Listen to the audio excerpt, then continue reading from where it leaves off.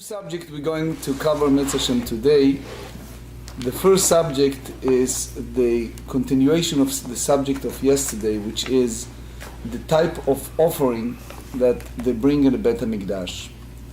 Soon we're going to elaborate on that. The second one is continuation of our discussion in regards to Yevamot, meaning if it's a case of someone who passed away without children, and there is an obligation upon the surviving brother to act in a levirate marriage toward the sister who's childless, and the consequences. That's very general. We're going deeper with that, which is the cases of rape, meaning, for example, if a person rape a woman and she have a child, and then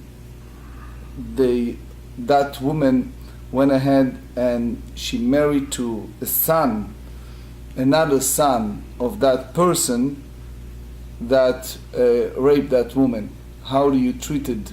This is just an example of case that we're going to discuss. For sure we're going to discuss also the level which we call shniyot la'arayot, which means there are different type of relatives. There is an immediate family, such as daughter, father-daughter, etc., which we call blood relatives. And then we go to other stages, which call shniyot. Shniyot, for example, it's a rabbinic decree that added to the biblical one. For example, the mother of a person's mother, or the mother of a person's father. So this subject of discussion. Or another one, it's called isur kedusha, which means a relation with someone who's illegitimate child to someone who's have type of brotherhood, but only from one spouse, meaning not from the father from the other one. And as we explained earlier in the previous sessions, when it's come to the law of levirate, we go only by the brotherhood of the father and not by the others. So first, let's go to the first introduction. So we said that we are going to continue in our discussion with regards to an offering.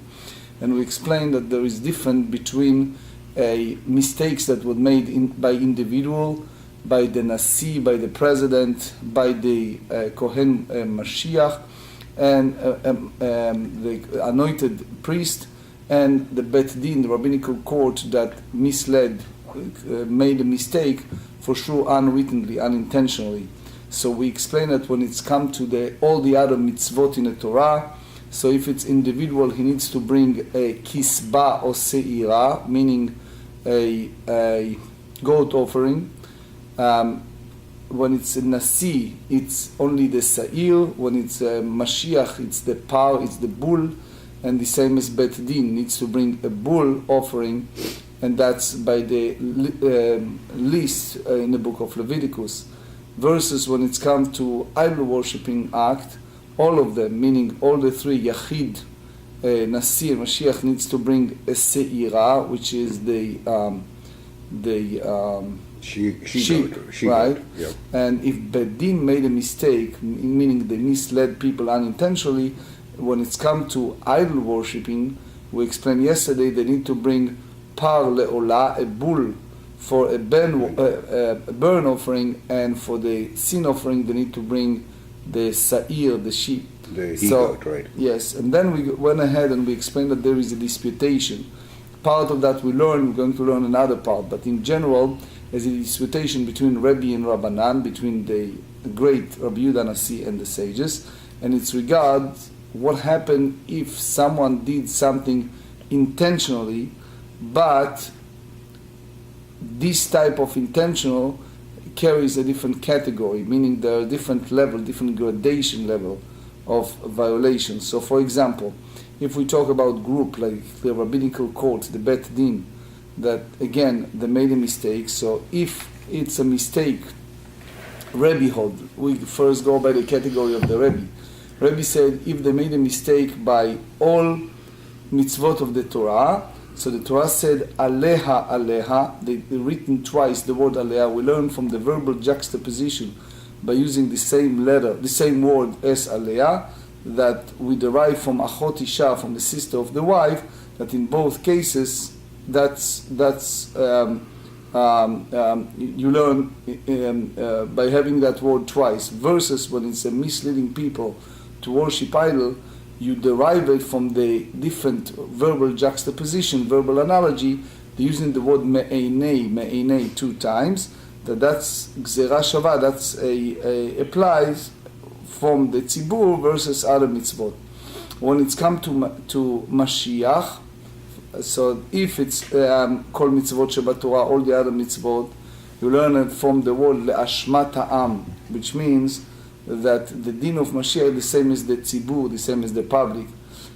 When it's an individual, since we use the word mitzvot twice, so we derive Gzerah Shava, juxtaposition, according to Rabbi, from the other mitzvot. That's applied to both Yachid or Nasi, versus when it's leading people to idol worshipping, the Torah use the word V'im nefesh achat, if it's one single soul did it. So you derive from that, that's the way Tosfot said in the book of Vatchil Vayilmad, you derive from the letter Vav, in addition, Mosif al Inyan Rishon, in addition to that. That's one school of thought.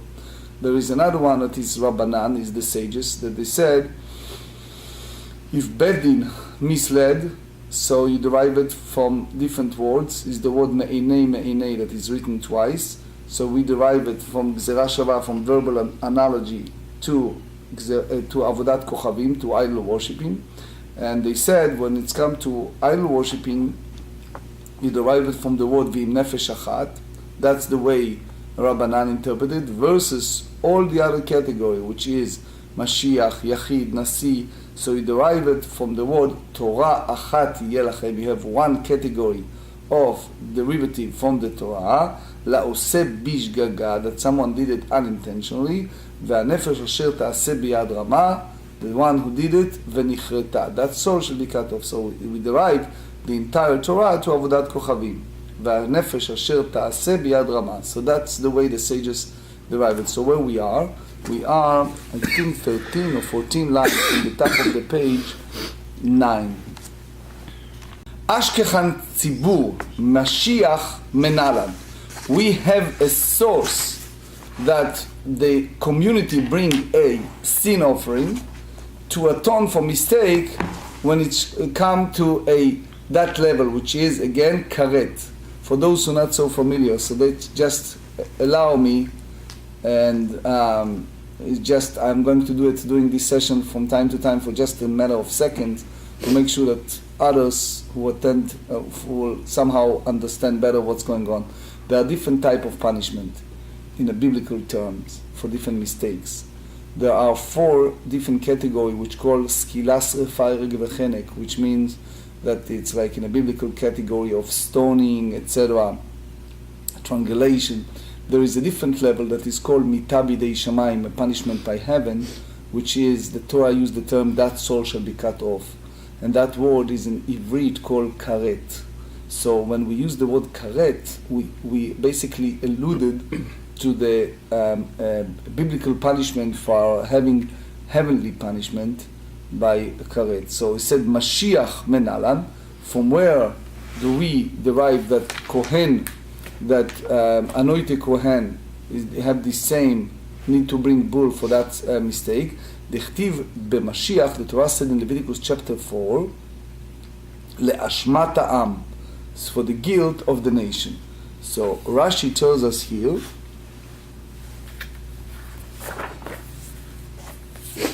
כלומר, אשמתו כאשמת ציבור. His guilt is same as people. I explained in my book on Rashi that Rashi interpreted in the Torah in a way that when the Kohen Gadol made a mistake, it's not his, it's the people. But later, the way we understand this sugya is not the way we understand originally, the midrashic way of Rashi in the Torah. Because we're short in time, I welcome you to read more in my book over this Rashi. Anyway, So he said, Harei Mashiach ketzibur, which means we learn from that the anointed Kohen is treated the same as the community. So meaning he doesn't need to bring par the bull, only on something that if you do it intentionally you get a karet punishment. So the Gemara continue, Yachid veNasi. If you have one individual and Nasi, the head, so Atya mitzvot, we learn, as I explained in the introduction, by using the word mitzvot in Gzerah Shava, in verbal juxtaposition, since it's written it twice. So the same ways that tzibur is not have mitchayvim, they not basically have the obligation only on something that is dono karet, that if you do it intentionally you receive a karet.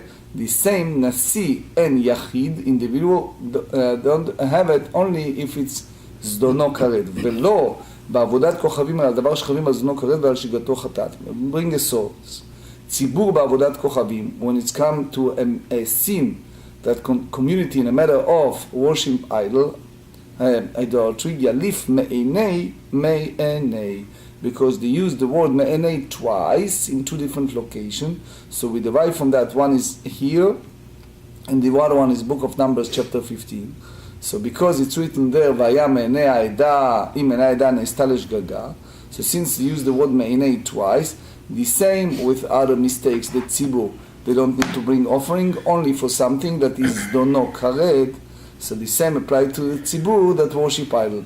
Yachid, nasi u'mashiach, מביא נפש אחת, אחד יחיד ואחד נשיא ואחד משיח במשמע, which means that all of them, a individual, a ruler, and anointed Kohen.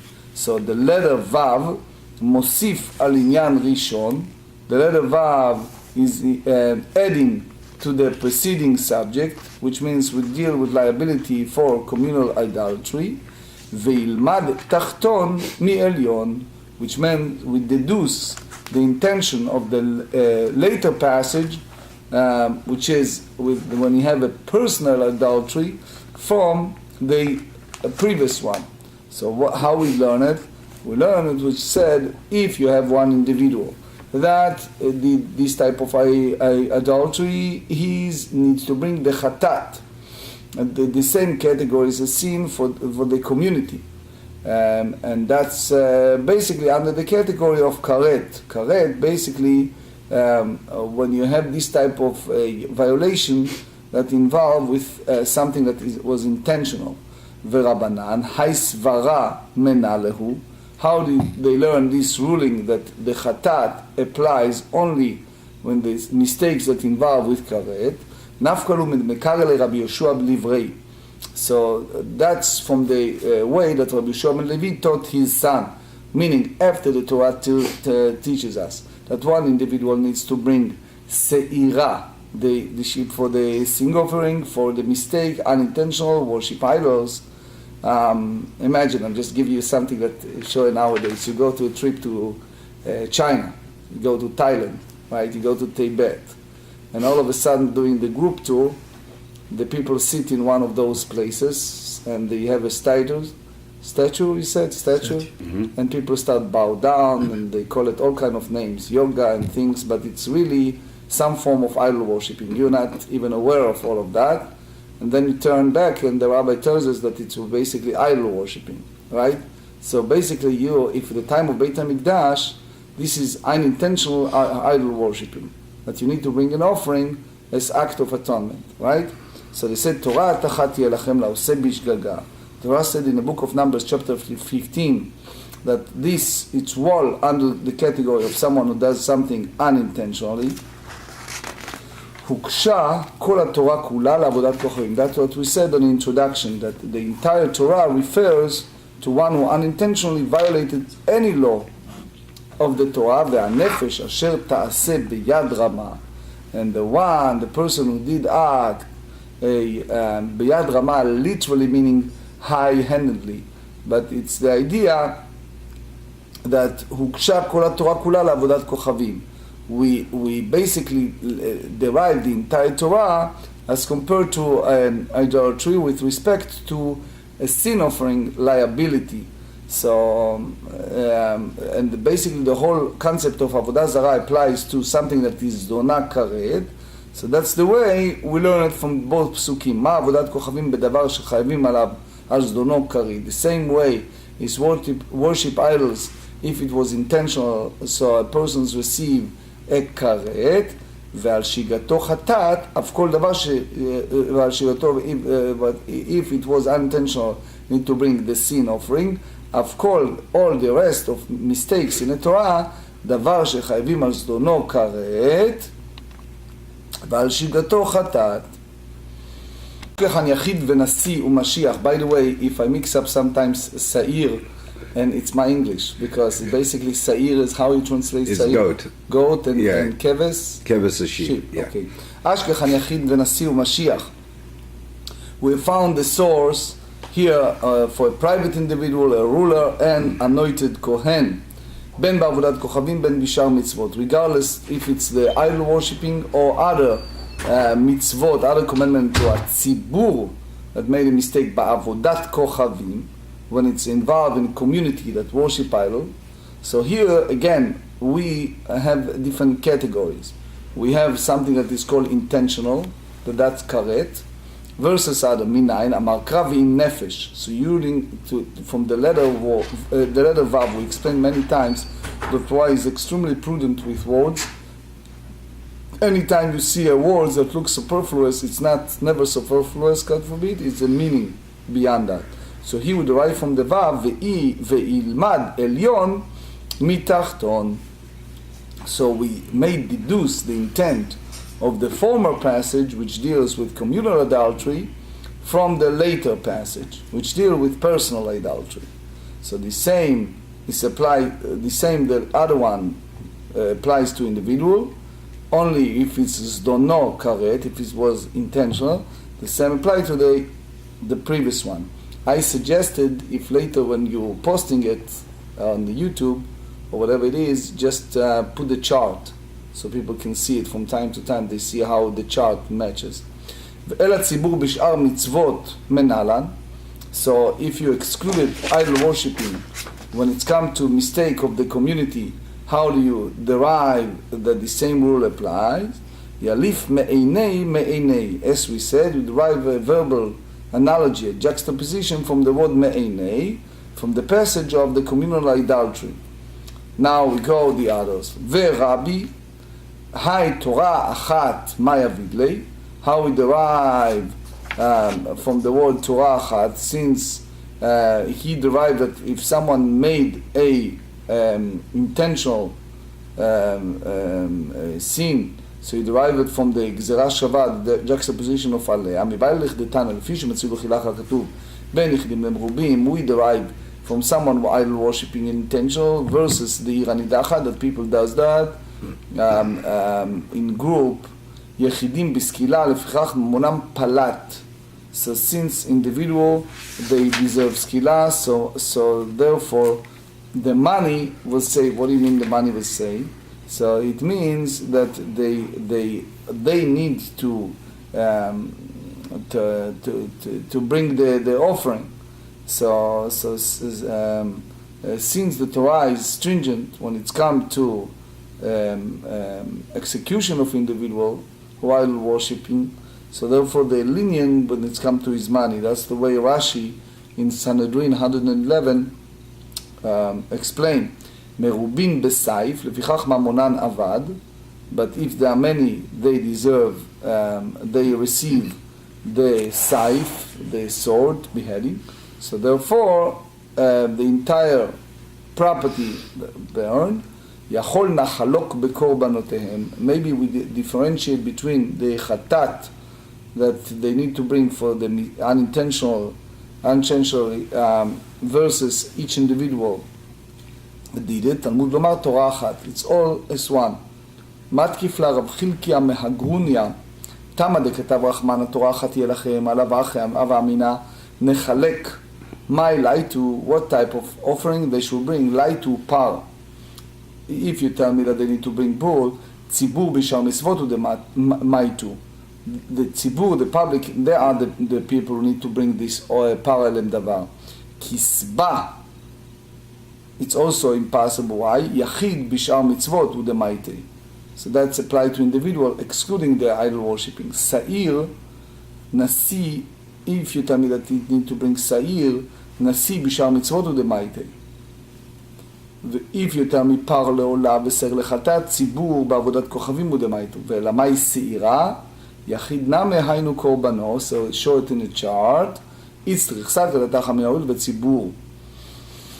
בהוראה, מה איתו? It was misleading by mistake that the worship idols, par לעולה ושר לחטאת, אם נמה איתו איפכה, אם נמה צריך ואין לו תקנה, כמשמלן. So therefore the Torah teaches us that they said there shall be one law for you, that each individual of many brings the standard offering of individual idolater. Now we're going to a total new subject, and the subject is, should we add more type of arayot in the Mishnah? As you remember, we mentioned in the Mishnah that there are 15 categories of women. And if you remember in the Mishnah, we categorize the blood relatives, the isurei chitun, when it's come to the in-laws, mother-in-law, daughter-in-law, etc. And then we go to the brother that wasn't there when he was alive. So now Levi was a student of Rabbi Dr. And just a little background, the Gemarrah said in Sanhedrin 17 that basically it was normal. It's a different culture, but it was very normal that the teacher was very strong with the students when they are like they don't pay enough attention or they don't asking properly, etc. They use a strong language, so it was accepted in that culture, not so much in nowadays here. So אמר לוי לרבי, מהי עיריה לתניא 15? לפני 16. How come the Mishnah referring to 15 cases that נשים, that women exempted וחליצה from their rivals, as we explained, and from the ייבום. litnei 16, we should have 16. Soon we see which one is 16. אמר לי, he said, כמדומה לי, שאין לו מוח בקודקודו. He said, I think that's the response again, the teacher, not to so much to denigrate him, but to admonish him for like asking such a question, has no brain in his head. He said, why? מה דעתך? What do you mean to say? אמו אנוסת אביו. Okay, so a little bit about that. We are dealing here with a case when a person raped, just for our understanding. Let's call him name. Let's say you have a fellow by the name of Yaakov, and he raped a woman, and she brought him a son, and that son, we call him, for our understanding, Reuven. Now what happened is, this woman went ahead and she married to the son of the person who raped her, which means Shimon, who is the son of Yaakov, but from different wife. So basically, if you remember when we studied page 4, we learned that the person can marry the Anusat Aviv, the one that his father raped, if it was not a blood relativity. Therefore, it's permitted to marry that person. And the only way that the Torah prohibited is the wife of his father. Wife was his father, even if it was in the previous some type of relationship.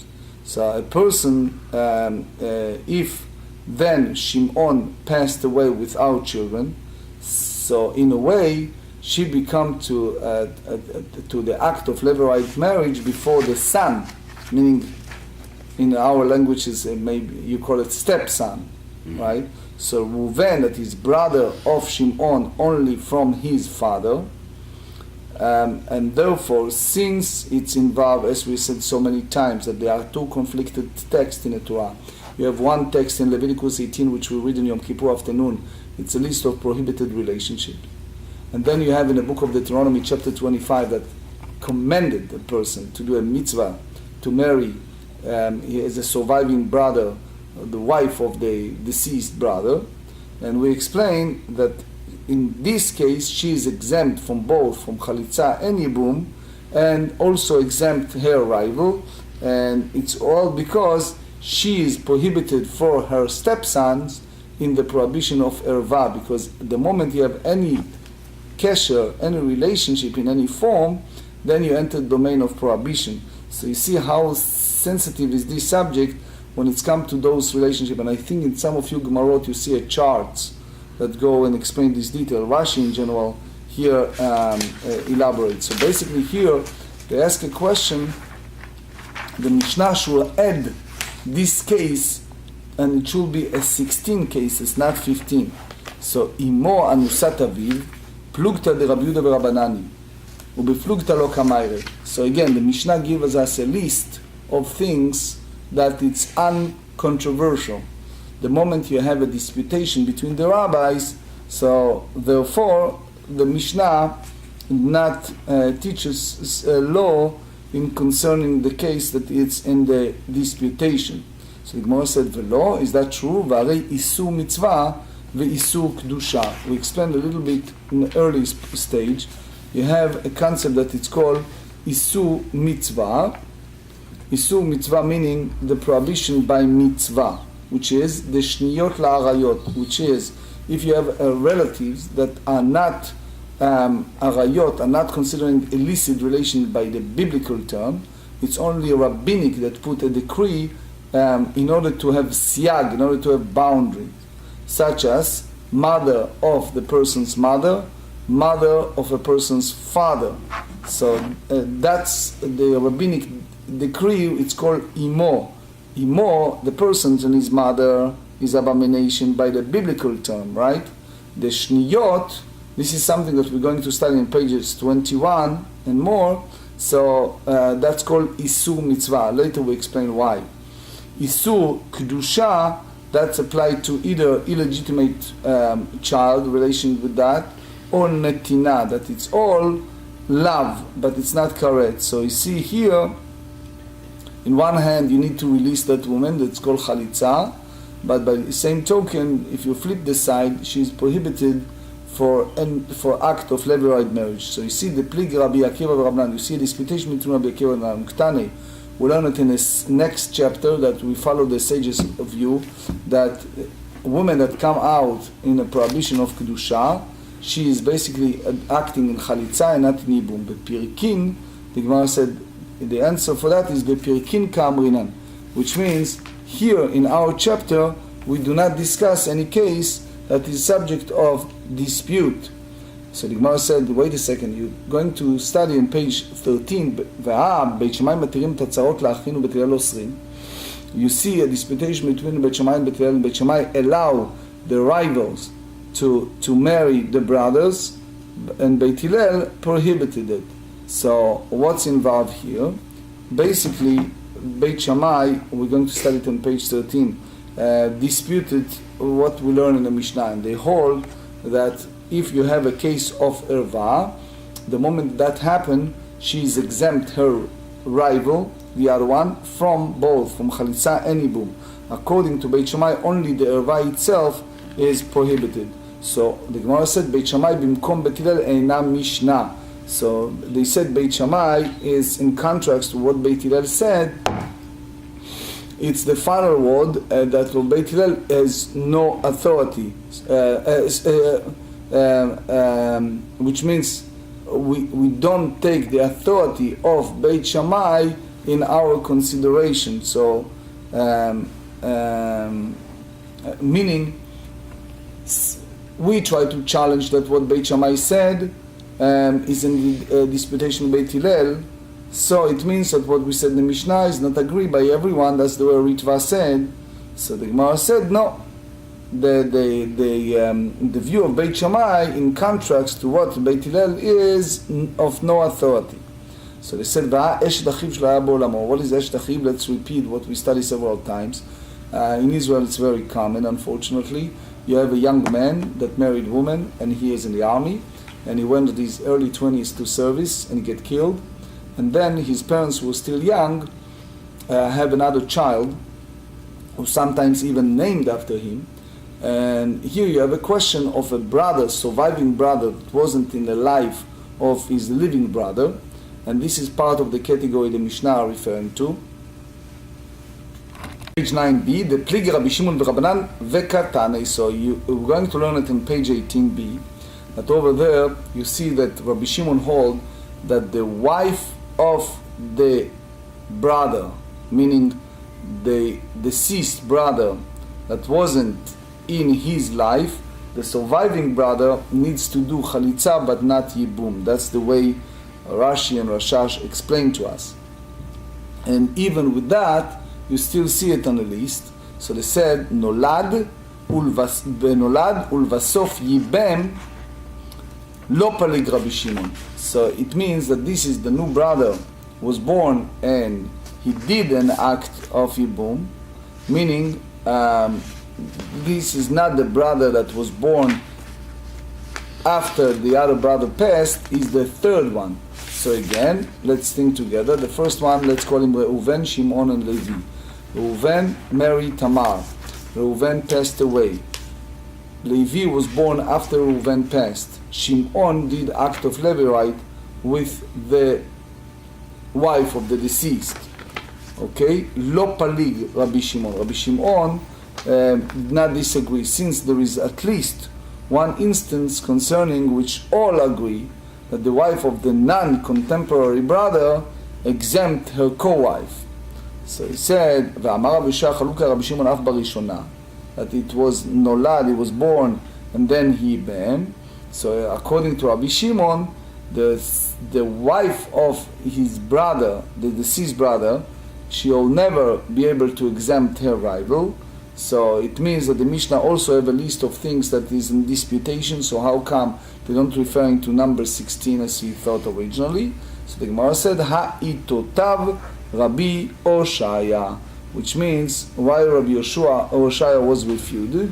So we conclude that Rabbi Shimon does agree that what we mentioned before, and we have the answer as is, which means the Eshet Achiv Shlo Ala B'Olamo, the wife of his brother that wasn't when he's alive, she exempt her rival. ואמר רבי יהודה אמר רב, וכן תני רבי חייא, בכולן אני קורא בהן. All of the list of the 15 we mentioned Mishnah, we can do what we learn further on page 26 in regard to two sisters that come to do a levirate before two brothers. האסורה לזה מותרת לזה והאסורה לזה מותרת לזה, ואחותה שהיבמתה חולצת ולא מתייבמת. So the one who is forbidden to this brother is permitted to the other, and the other way around.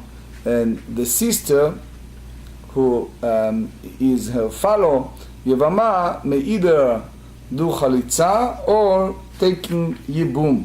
So a little bit in Gemarrah you see a lot of chart. I just want to share with you some of them. You have one situation which is the daughter of his wife. So if you have a fellow, let's call him Abraham, and Abraham married two wives. Okay, let's for our discussion, let's call them one we call Sarah and one we call Pnina. And basically he has a child from each wife. Okay, let's say from one he is a child by the name of Reuven, one is a child by the name of Shimon, and then they have a different daughters, meaning one daughter from each of the wives.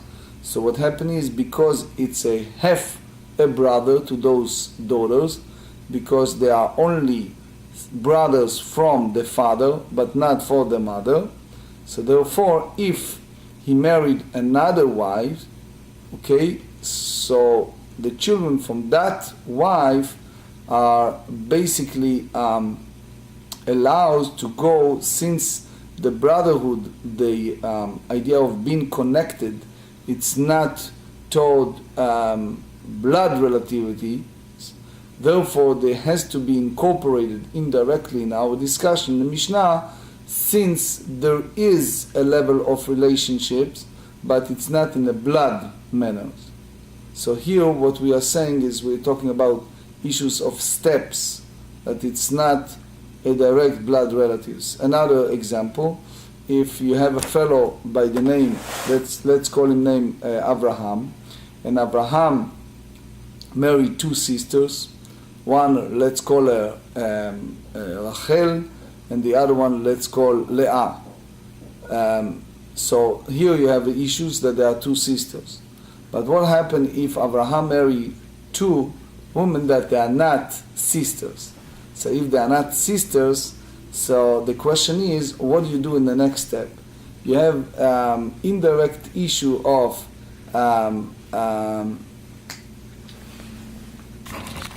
so what we said here again is Abraham. He married two women and they are not sisters. Now what happened is a sister from his mother but not from his father, which means he have now a child from one wife that it's basically a sister, half a sister in our language, to the other child, and now is another man enter in from the second marriage, and he marry one of Abraham's daughter. Let's call him for our discussion Yitzchak, and that Yitzchak married one of the daughter, which means that in our discussion is a stranger, but this Yitzchak have from that daughter two sons. So it means that one of the sons, he has a sister from his grandfather who is a half step sister, because they have the same act of motherhood but in a half a way. So what we said here, the exclusion of the rabbis that they add to the biblical text, it's not only in a manner of blood relatives, which is the relationship between a father and a daughter, or a father and any type of blood relative, which is the first category, biblical category. We're going to the next level, and the next level, it's the isurei chitun, someone who comes out of marriage, which means the daughter-in-law, the mother-in-law, which is the next step.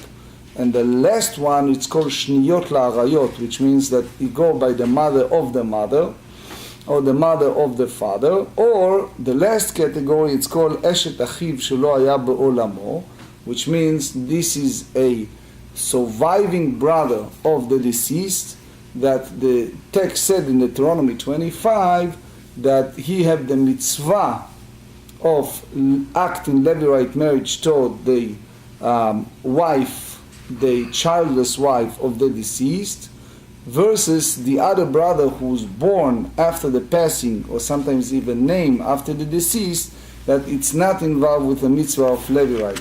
The whole act here is the idea that because, as we mentioned earlier, in the case of Israeli case, you remember that case? So again, there's a man that married a woman at his early 20s, and he passed away, or he get killed, and his brother, who named after him, was basically born after his death.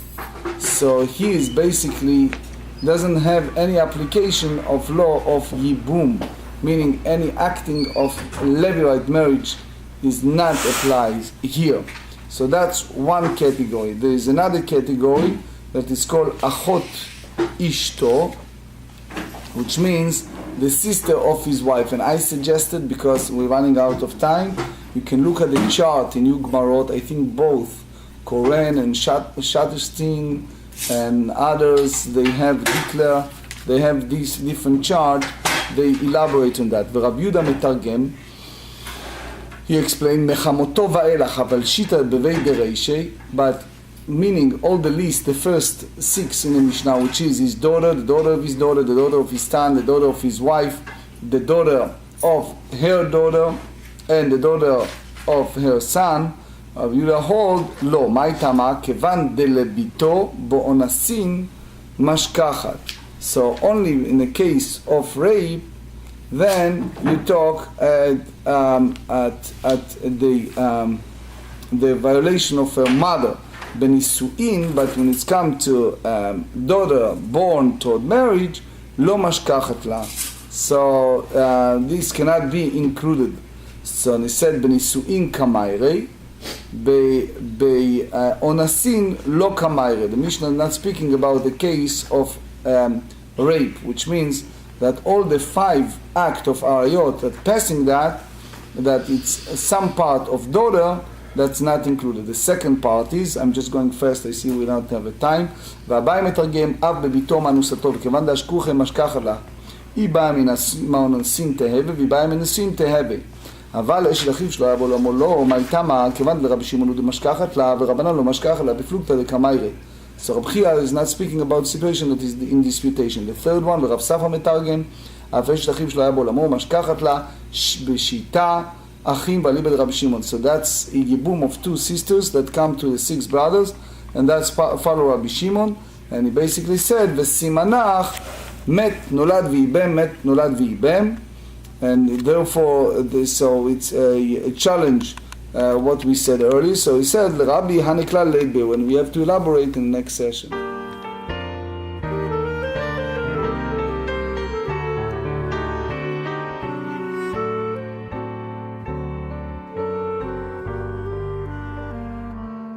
Boyachem leshuloim malachai yeshuloim malachai